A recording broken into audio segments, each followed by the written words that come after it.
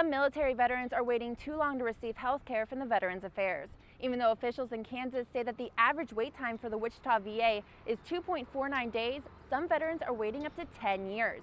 That's true for Robert Sanders, who was an E6 sergeant in the Gulf Wars. I lost all the skin off my feet. I can't get no help. I've had to fight and deal with the VA.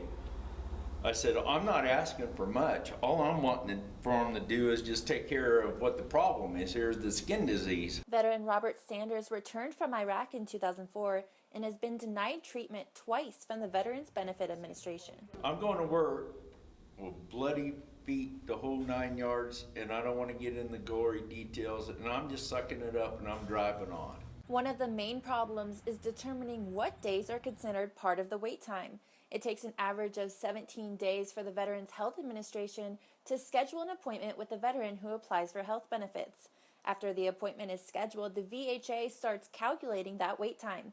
The overall wait time could be 21 days. Vietnam veteran Ray Hernandez feels that the Veteran Benefits Administration is trying to wait as long as it can so that it won't need to deal with as many veterans in the long run. And like I say, they're dying. And every time one dies, that's God's gift to them guys because they don't have to pay out anymore.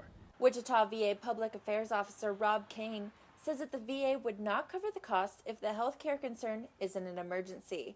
The veterans have to go to the closest VA center in Wichita, which isn't very close for veteran Bill Pilgrim. We try to set up appointments for early in the morning. Well, it's a 3.5, almost 4-hour drive to there. And so you get up there and you have to get up at 3:30 in the morning just to drive.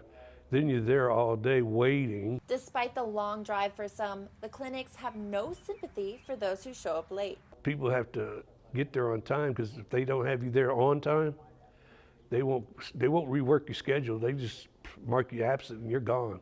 Another choice for veterans is a card, a part of the Veterans Choice Program. The card gives veterans access of using a private care doctor if they are 40 miles or further away from a VA clinic.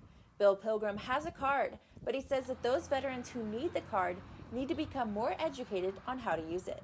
A lot of the men, and some service women too, both, they don't know how to use the cards. They don't know that they're supposed to call in prior to having surgeries or seeing a doctor or anything. They just expect to be able to go on in there. If veterans want to receive the maximum amount of benefits they can, they need to learn more information from their local VA representative. Reporting from Garden City, I'm Kirsten Peterson with the University of Kansas.